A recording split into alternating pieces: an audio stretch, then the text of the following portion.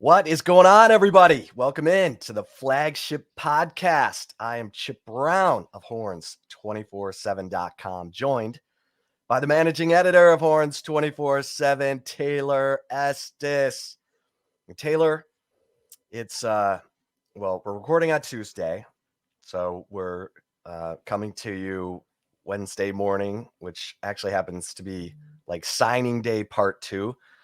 We will leave those leftovers to Mike Roach and Hudson Standish, our incredibly competent recruiting gurus at Horns247.com. If it's okay with you, we are going to focus on the Big 12 releasing the 2023 football schedule 7 weeks after the league normally releases that schedule. It's been somewhat ridiculous, actually, that but I get it. 4 new schools coming in. We're gonna have this 1-year anomaly of 14 schools in the Big 12 when you add in Cincinnati, Houston, BYU, and Central Florida.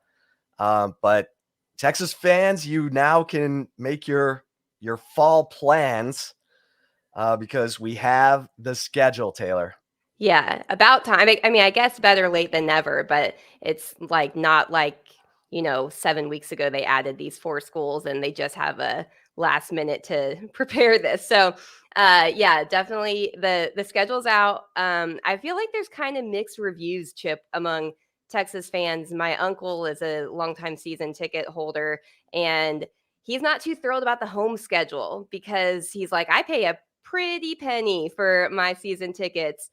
And to see some of the teams that Texas will face at home was not interesting to him, at least. I feel like that might be the maybe the consensus among some season ticket holders.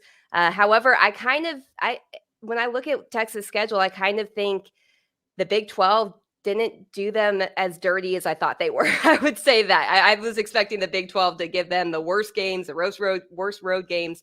And I don't think there really was that in this. What was your initial thoughts on the Big 12 schedule for Texas? Yeah, they gave the worst road games to OU. Yeah, OU got yeah, OU OU's definitely. they're going to Cincinnati, they're going to BYU. So Kansas, Oklahoma State. yeah, Yeah. and they drew 3 of the newcomers. Texas drew 2 of the newcomers. Texas will play their good friends BYU in Austin, and they'll go to Houston right after a bye week in October. But you always look at that first Big 12 game. It got Texas this past year. They went out to Texas Tech. They coughed up a 31-17 lead and started off Big 12 play 0-1. Texas is going to open Big 12 play at Baylor. And Baylor had a disappointing season after winning the Big 12 under Dave Aranda.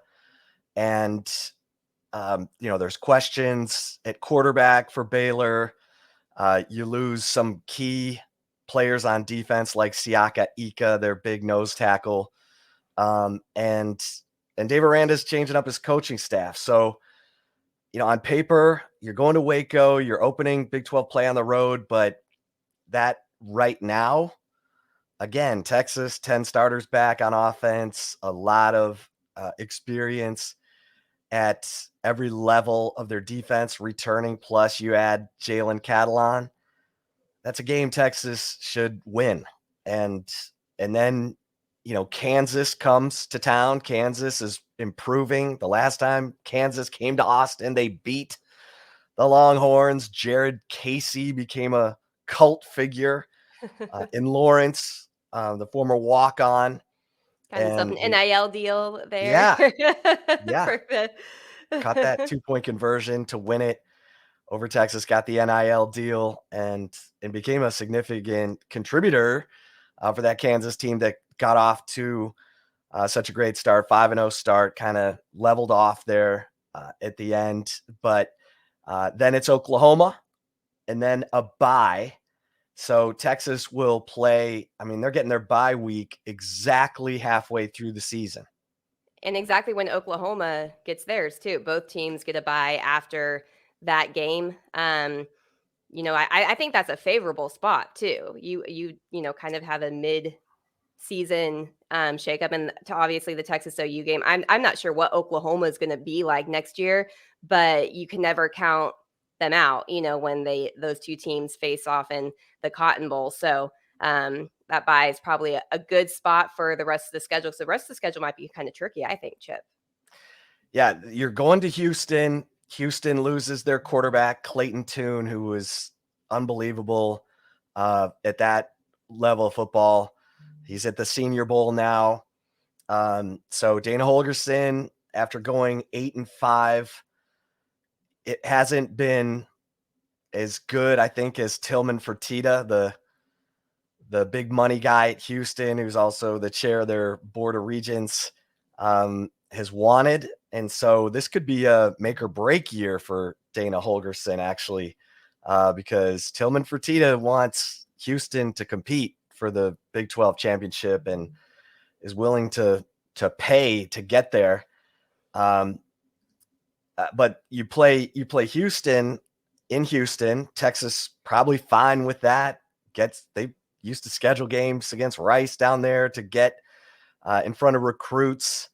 But then it's BYU in Austin, and Texas has struggled with BYU. I mean, you say BYU to Texas fans, they have visions of Taysom Hill hurdling Dylan Haynes and hurdling Manny Diaz's entire defense up in Provo.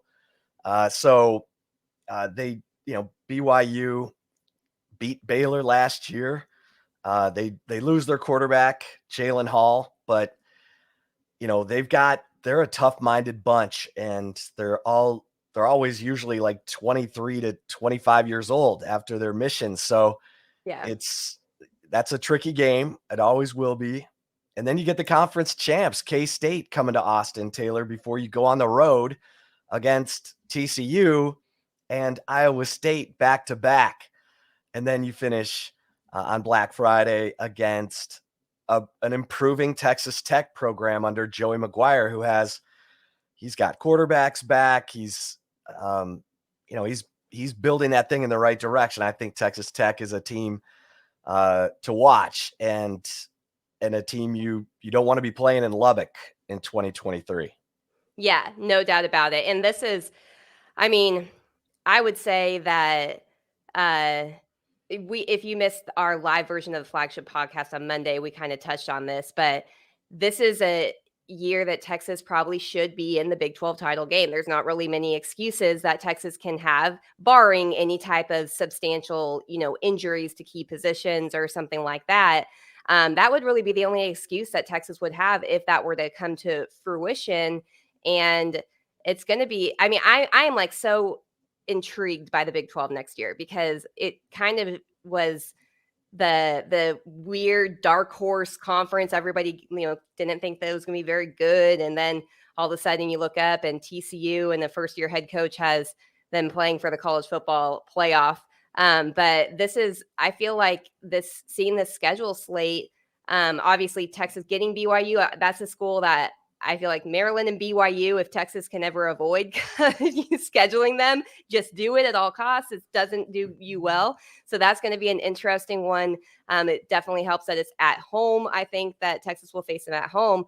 But this is even more so, I think, kind of solidifies what we were talking about on the Flagship on Monday about how Texas probably needs to play for a Big 12 title, and they should have the roster to do so. And now this schedule slate, I'm like, absolutely, this is a Big 12 title or bust type of year for Texas. And I am saying that as somebody who literally has never said that in my career, because I just didn't think that whether it's scheduling or the roster makeup or anything, I just never really have felt confident that Texas would be in this position. But now I feel confident going into 2023 that this is a definitely favorable schedule, much more so than what Oklahoma got. And further makes me think Texas should be in that Big 12 title game come December. Yeah, I mean, if you're Texas, you were supposed to go to West Virginia, which is always a tough road trip. Now you're going to Houston instead. And you were supposed to play Oklahoma State at home. You're playing BYU instead. It's kind of I think it equals out. Mm-hmm. Oklahoma State obviously has all kinds of question marks after, Spencer Sanders decides to go to Ole Miss and a bunch of guys get in the portal who you weren't expecting. They didn't run the ball the way they have in the past last year. Um, it's a weird situation. So the teams, Oklahoma State has done so well against Texas in Austin. They're 5-1 in Right. their last 6 games in Austin. So you're kind of like, well, okay, kind of dodged a bullet there. Maybe take your chances with BYU, even though that BYU team is always a tough-minded group that doesn't, very rarely beats itself. Mm-hmm. And so you're right. It's hard to look at the league. All you can go on is what you had last year. TCU played for the national championship. K-State won the conference championship. K-State has its quarterback back in Will Howard, but loses Deuce Vaughn, Malik Knowles, Felix Onyeduke-Uzama, their defensive end, and Julius Brents at corner, and Daniel Green at middle linebacker. K-State's got a lot of holes to fill on defense. They have their whole offensive line back, though, and if they have talent at the receiver position, that's a game you would say. If you're an Oklahoma fan, you're ecstatic that you're not playing K-State. Yeah. K-State's 3-1 against OU the last 4 years. So even though OU's going to Provo and going to Cincinnati, they're not having to deal with Chris Kleiman's Wildcats. So, I think you start with the road games. You say, okay, where are you playing on the road? Mm-hmm. Is it manageable? Baylor, Houston, TCU, you're getting in November when you should know who you are. You should have your identity formed. And TCU loses a lot. They just lost Garrett Riley to Right. Clemson, which is still kind of a weird deal to me. But now they've got Kendall Briles as their offensive coordinator, but they don't have Max Duggan. They don't have Kendry Miller. They don't have DeMercado. They don't have Quentin Johnston or Darius Davis. They lose a lot of key players on offense who helped engineer that run this past season. Still, tough game in November. That's what you expect. And then who knows about Iowa State? They completely laid an egg last year, even though they had the best defense and they had an offense that could move the ball. Is totally weird. Iowa State Mm-hmm. lost so many close games, and you're going, what is the deal? And then, Matt Campbell replaces his offensive coordinator. So a lot of flux, and that's why Texas Tech is intriguing, because they have their quarterback back. They're kind of, taking on the personality of Joey McGuire. They're that riled up physical bunch. They go for it on 4th down. They're riverboat gamblers. We'll see if that continues. But Tech beat OU last year. They beat Texas. They were a thorn. Yeah. And so, but you're getting them late in the year. You're not playing them at the beginning. And that's where Texas has been playing Tech, Taylor. Even when Sam Ehlinger went out there and they pulled off that crazy 16-point comeback in the final 3 minutes, got it to overtime and won. That was the opener out in Lubbock, just like it was this past season. So I think the schedule's pretty manageable. You want to be able to work your way in. I'm not saying Baylor's a cupcake, but they won the conference 2 years ago, but there's some flux there. The quarterback situation wasn't as good as they thought it was going to be this past season. So I look at the schedule and I say, okay, Texas, this Only looks like leave the state twice and one of those is Alabama, non-conference game, and then Iowa State. That's the How about only that? times that, That's a great point. just Great point. yeah. Every other road game is in the state of Texas, so You're taking bus trips. hmm I mean, you'll take that too. yeah, yeah. And Alabama is Alabama, but they've got some. They're going to have a new quarterback, and they're not going to have Will Anderson anymore. But let's be honest, it's Yeah, Alabama. yeah. So, and you're in Tuscaloosa, so And even if Texas does lose that game, if they handle business in the Big 12, doesn't mean that they won't. I mean, shoot, they may play for a conference. I mean, a college football playoff bid. I mean, that you want that game early. You want to play Alabama on the road. You know, early in the season because then you at least have the rest of the season to prove yourself. So yeah. And Quinn Ewers lit up Alabama for a yeah, quarter. So if he's the starting quarterback, he should feel good about going into that game because he had a good experience against Alabama, believe it or not. And heck, maybe Texas was a corner blitz away from winning that game. But um, this is Steve Sarkisian. We talked about this a little bit in our live podcast on Monday. That Steve Sarkisian, with the receivers he's got now, that this offense is now going to resemble the kind of offense he envisioned when he came to Texas. Speed all over the place, deep threats, not just one, but 3 and 4 at a time, where the defense is panicked about who's going deep from where, and then an offensive line that's growing up in front of our eyes should be able to protect Quinn Ewers well enough for him to find those receivers. So it's it looks like a schedule to me that Texas should be quietly happy about.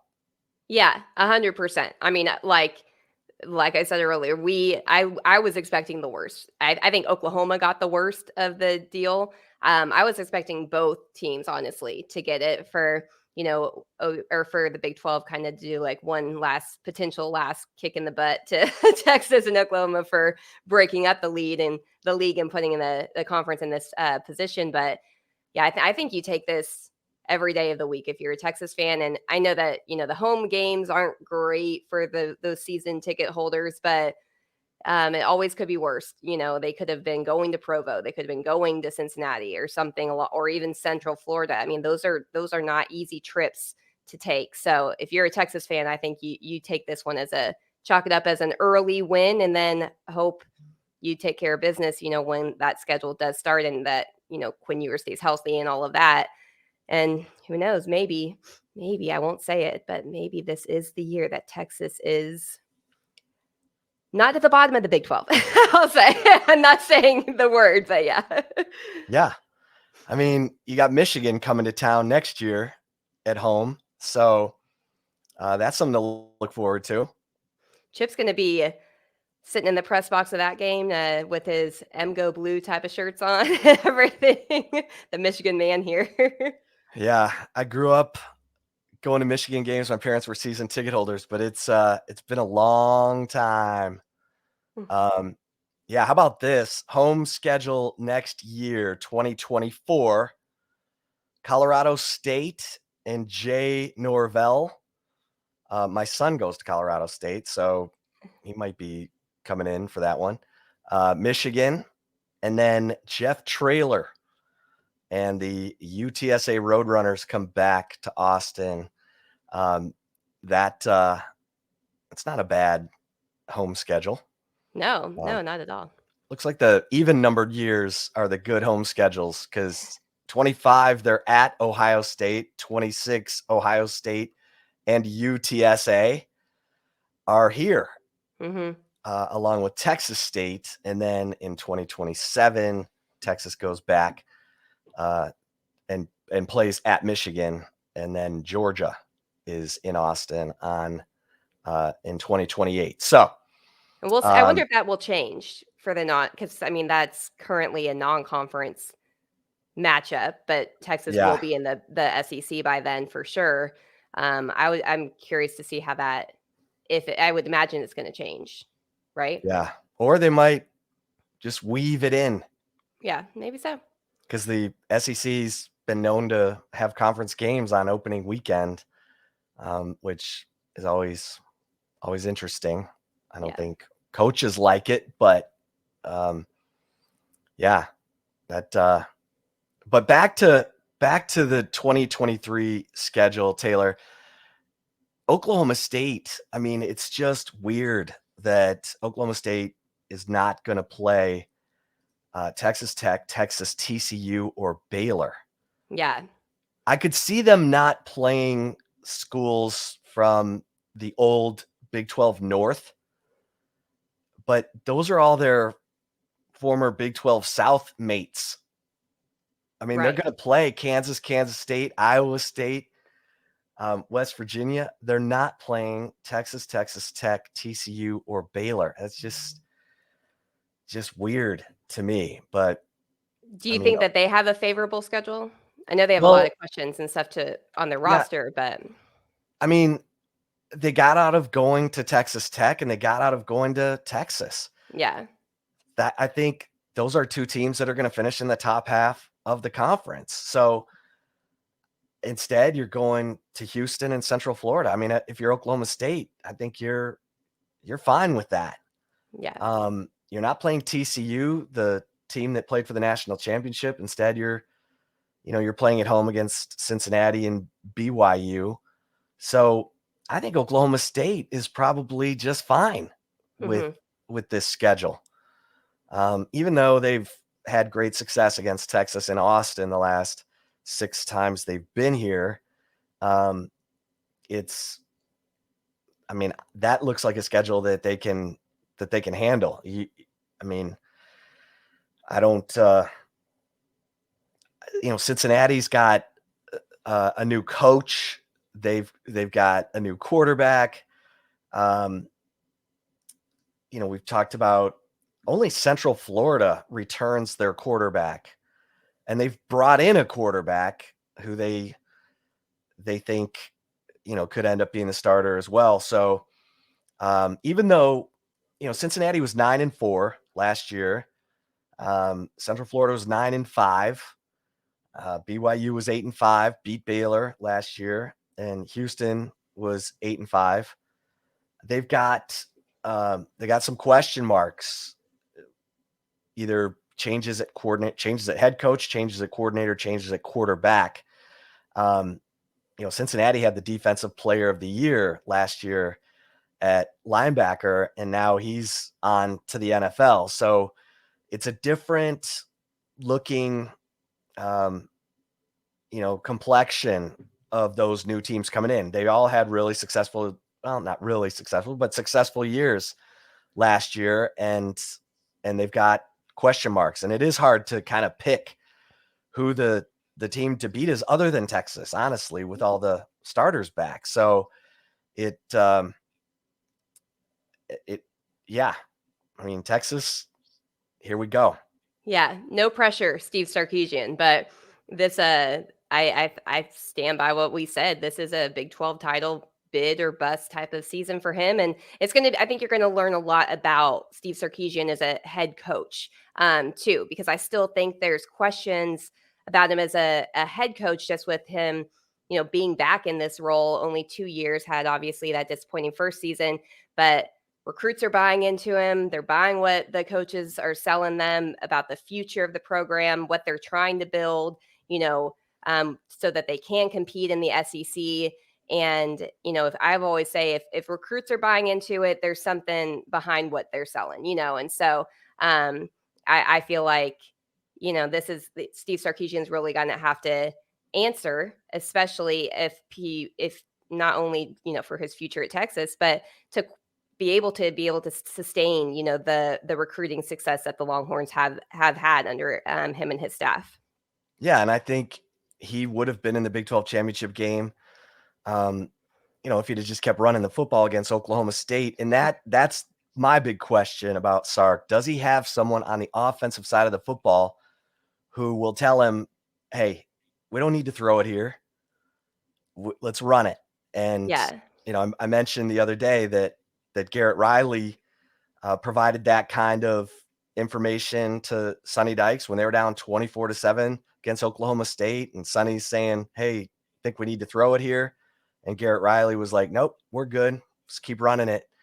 And sure enough, they came all the way back, won the game, and Sonny Dykes was like, "Wow," because Sonny's an offensive guy. He's a former offensive play caller, and you got to have that. You got to have that voice you trust, especially Steve Sarkisian on the offensive side of the ball. I don't think he listens to AJ Milwee like that. I mean, Milwee was a kind of a glorified grad assistant, offensive quality control at Alabama. And listen, Milwee was a 6-year offensive coordinator at Akron for Terry Bowden, but Terry Bowden told us here on the Flagship Podcast that Milwee's more of a calculated play caller. He kind of puts all the tendencies in for down and distance from the opponent, defensively, and then calls up the plays according to that. Not as much of a gut feel guy like Sarkisian. So, that's he's a binder coach, right? a little bit, binder, a little bit of a binder, a little bit of a bind. Maybe, maybe that binder was telling Sark to run it in the fourth quarter against Oklahoma State and Texas Tech last year. But that to me is the big question. We're still waiting on Sark's special assistant on offense. To me, go hire a veteran guy you really respect, and have him be your Yoda. Yeah. And that's something that I think would really benefit Steve Sarkisian. I don't know if it's David Cutcliffe or what, but that's the kind of guy I would go get if I'm Sark.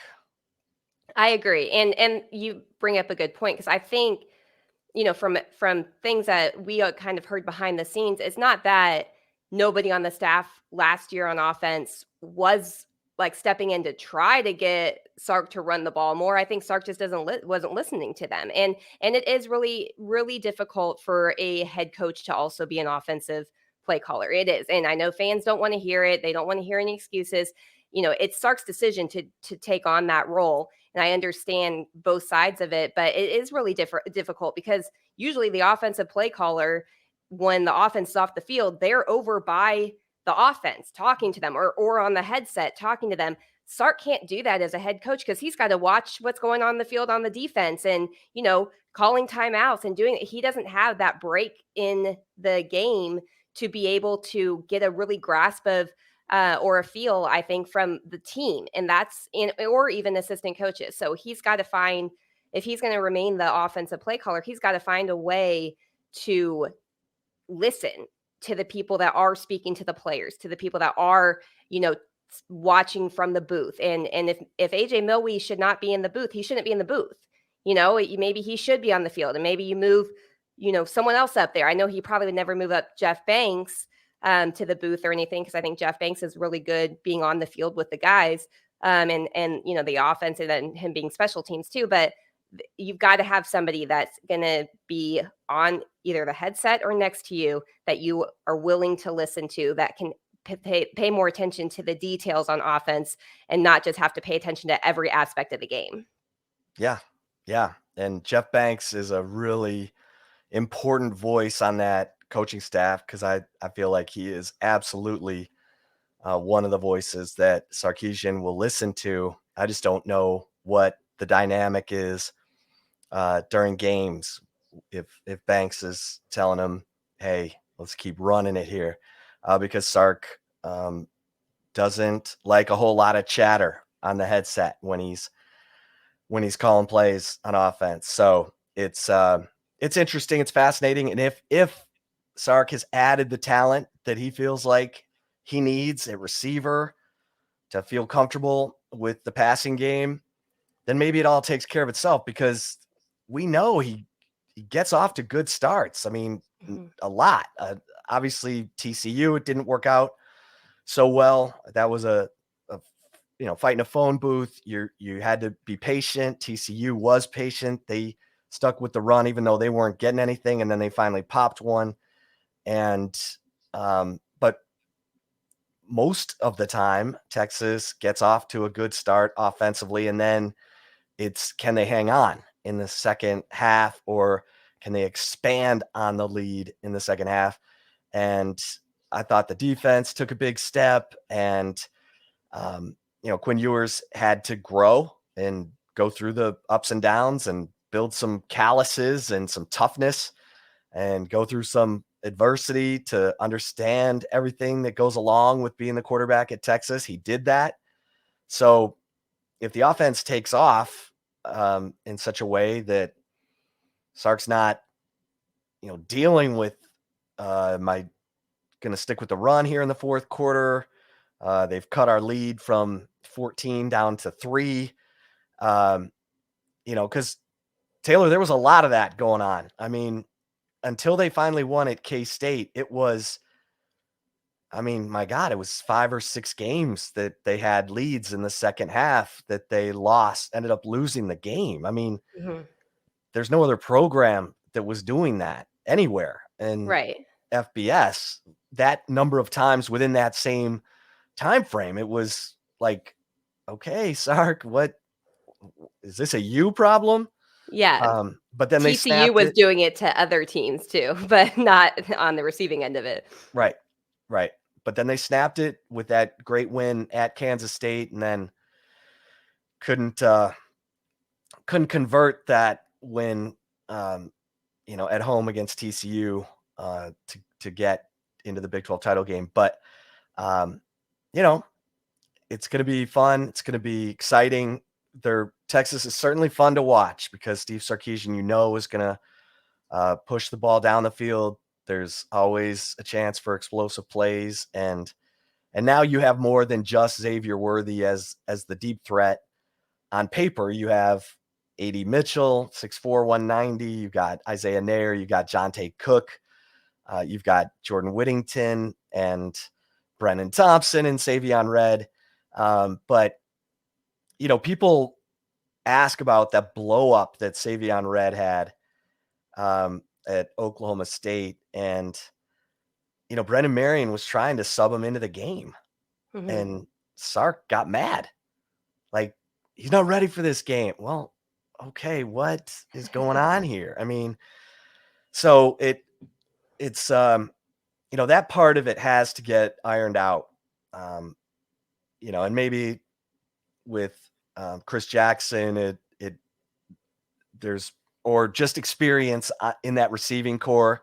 Everybody gets comfortable with who should be coming in and out of games, but Sark has been real reluctant to sub at receiver, at running back, anywhere really on offense. Yeah. So he tends to stick with the guys he feels like he can trust the most, and we'll see how this changes or doesn't as these receivers become more trusted, bigger playmakers, because I think he's going to have trouble holding on to receivers if he's not rotating more guys.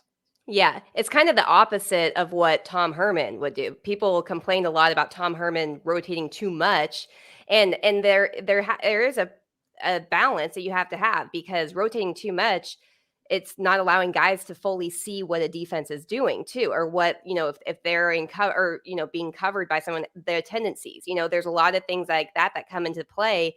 So rotating too much is not the answer, but not rotating also is not the answer. So, this isn't, let's be honest, it's not Alabama. It's not Alabama where you're going to hold on to these former 5-stars who are waiting their turn because they're playing at Alabama and they know that Saban knows what he's doing, and so you've got to, you got to find that happy medium. And that's where I think you're going to learn a lot about Steve Sarkisian as a head coach, especially in year 3 of his career here at Texas. Yeah, and you're going to learn a lot in week 2 after they, pound on Rice. They go to Alabama. We're going to learn a lot because there's no game Steve Sarkisian would rather win more than a road game at Alabama to say, hey, we've arrived. Kind of like, right. Texas in '05 when they went up to Ohio State. Ohio State had never lost at home at night, and Texas got it done, and they carried that confidence on to ultimately win a national championship. So, this is the kind of team that could catch fire. You've got Yeah. experience everywhere. You got a quarterback now in the second year of Sarkisian's system, who was the highest rated player in his entire recruiting class. So And you this got is depth too. depth. Yeah. So this should be a fun year for Texas fans. So giddy up. Yeah. Taylor, before we get to love it or leave it, just real quick basketball. Rodney Terry. This team, they got number 11 Baylor coming in. Baylor had won 6 straight against Texas and 12 of the last 13. We talked about that going in. It's been rough for Texas against Baylor, and when Baylor was hitting threes down the stretch with their super freshman Keontae George, and he converts a 3-point play to cut it to 72-71 with less than a minute left. You're thinking, and Fran Fraschilla is on the call going, oh, watch out, here comes Baylor. And then Marcus Carr, who's 1 of 7 shooting for the game, comes down, jab steps, step back, 16-foot jumper, good, 28 seconds left. And then Baylor misses a 3. Jabari Rice grabs the rebound, gets fouled, hits the free throws, ball game, 76-71. They continue to be iron, nerve, just steel in these late game situations. And Ronnie Terry was hugging his coach. Jumping up and down like a schoolgirl. And he was asked after the game, hey, Rodney, what, he seemed overly emotional. He's like, hey, Baylor's had our number. Yeah. We finished the streak, and he said he was really proud of the team, the way they bounced back from the loss at Tennessee, and they were dominated in that game against Tennessee. It was an 11-point final score, but they were down 22 with 7 minutes left.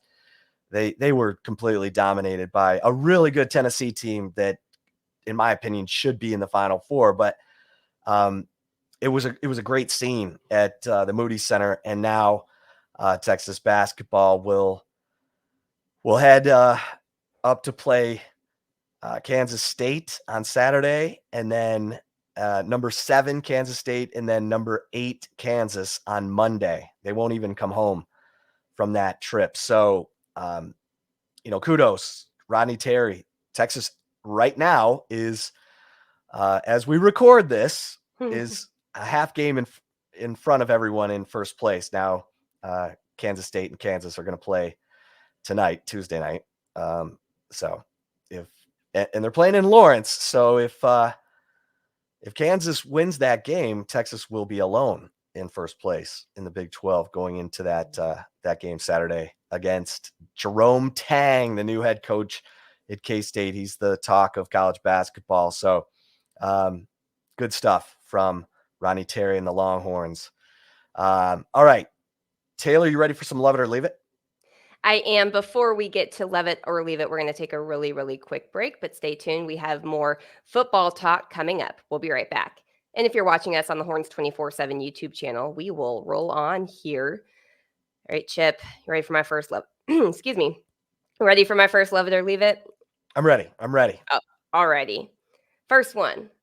Love it or leave it. The Big 12 did Oklahoma a favor by subbing at Cincinnati, UCF, and at BYU for at Kansas State, Texas Tech, and at Baylor. On paper, it looks like, oh man, they gotta go to Ohio for a game. They gotta go to the Rocky Mountain time zone in Provo for a game. But I think the Big 12 did do Oklahoma a favor. They don't have to play at Kansas State, a team that has a 3-1 record against OU the last 4 years. Chris Kleiman has owned OU. Even when Lincoln Riley was there, they're not playing Texas Tech, which I think is a team on the rise, and they're not going to Baylor. All three of those teams beat OU last year. So I I think the Big 12, I'm going to love this. I think the Big 12 did Oklahoma a favor by sending them up to Cincinnati where there's a new head coach, sending them, well, no, they get Central Florida and in Norman, and that's a weird deal because Dylan Gabriel, the quarterback at OU, transferred from Central Florida, Right. so he's going up against his old mates. And then, OU having to go to BYU. That's probably the toughest of the three. But I'm gonna love this, Taylor. How about you?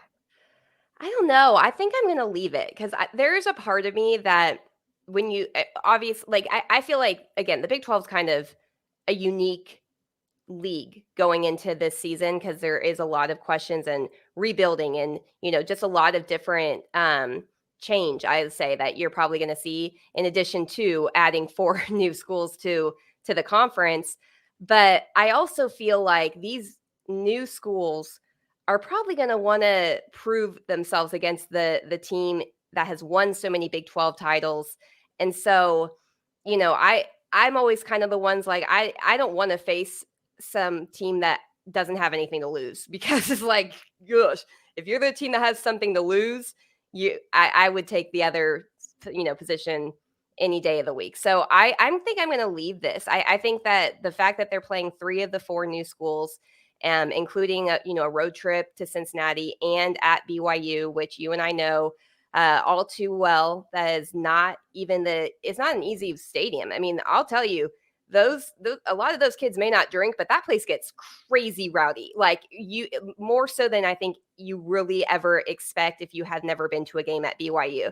So, and I was on the field for that game when Texas played in 2013, and I mean my ears were ringing. It's a small stadium and it's an open stadium too, and the fact that my ears were ringing for being on the sideline of that game, it should tell you all you need to know. But I think I'm going to leave this. I'm going to say that the Big 12 did not do Oklahoma a favor by subbing these games. And obviously, Kansas State, that's a tough place to play. Texas Tech, as you mentioned, I agree, is on the rise. At Baylor is not as difficult, in my opinion, to play at. And that's not a knock on the talent. I just think that it's not really a hostile environment as much as other places. So I'm going to leave this. Okay. Yeah.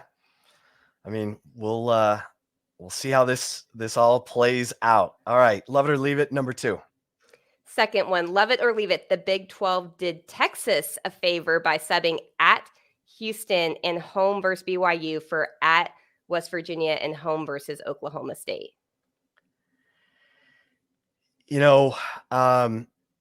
I think this is a wash.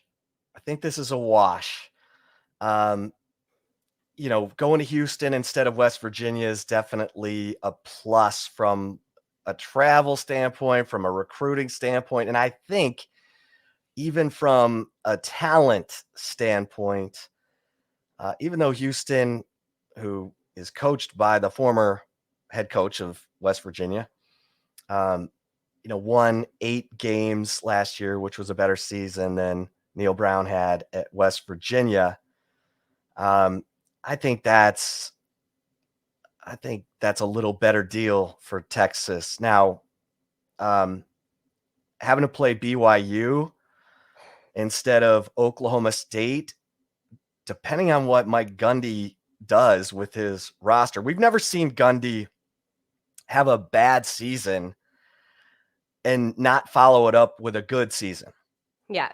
So unless he's lost the locker room, I think it's kind of a wash. So I don't know if it's a favor or not. So I'll leave it. I'll just say I don't think it was a favor. I just think it's a wash. Yeah. How about you? I'm agree. I'm going to leave it too because I think, I mean, playing BYU is no favor to Texas at all. But at West Virginia, it's a tough place to play. At Houston, again, they're not leaving the state. And Oklahoma State, as you mentioned earlier, has had really good success against Texas at when they play in Austin. So I agree. I think I'm going to leave it because I don't think it was a favor, but I don't think it wasn't a favor either. It was a wash. I think that it was pretty equal on both sides. So yeah, I'm going to leave that one. Yeah, and Dana Holgorsen, he did have some success against Texas when he was at West Virginia. Again, he's got to break in a new quarterback, and I don't know how happy Tillman Fertitta is with Dana. He's probably saying, I had 8 wins under Major Applewhite, and I got rid of him for you. But anyway, all right, love it or leave it. Number 3.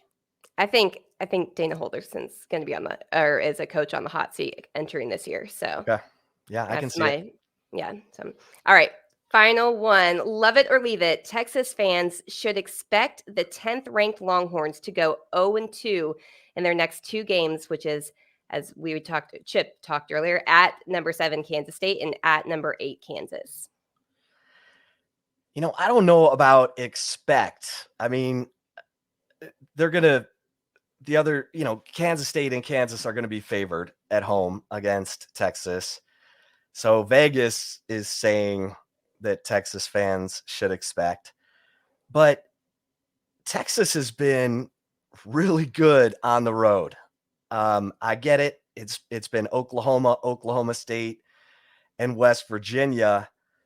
But, man, it's hard to win on the road. And those were all close games. Those were all those, final 4-minute, anybody's game, under 8-point differential. And Texas has found ways to win those games. And Kansas is struggling right now. So I guess I'm going to leave this because I could see Texas going 1-1 in these games. Okay. Taylor, how about you? I think you expect the worst and hope for the best right now. And just because those are 2 tough games, and as you said, they're not even be coming back. And so it's like, they're that's a tough stretch, and it's only in 3 days. So I think 3 days. So I think that if Texas comes out 1-1 in this next 2 games, you take that as a win. I think you should probably expect, facing 3 wasn't Baylor like top or 11 in the country, I believe, when they 11. played? Yep. Yeah. So playing 3 straight, top 25 teams, top 15 ranked teams is a gauntlet for any team, and doing so in 1 week, the same week, honestly, in 7 days, that's tough. So I'm going to love this. I'm going to say expect the worst and hope for at least 1 win. All right. There you have it, kids. Good stuff.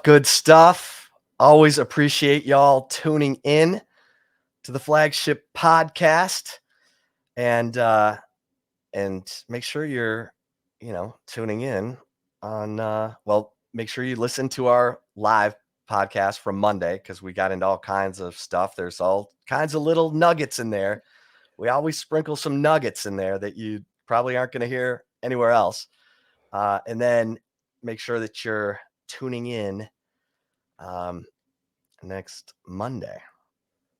We'll just leave that as a tease for you. You don't want to miss that. It will be an interview podcast, but we appreciate y'all so much. Make sure you're subscribed to the Horns 24/7 YouTube channel. Feel free to give us a 5-star rating at iTunes or wherever you listen to podcasts. And for Taylor Estes, I am Chip Brown. Until next time, we'll see you at horns247.com.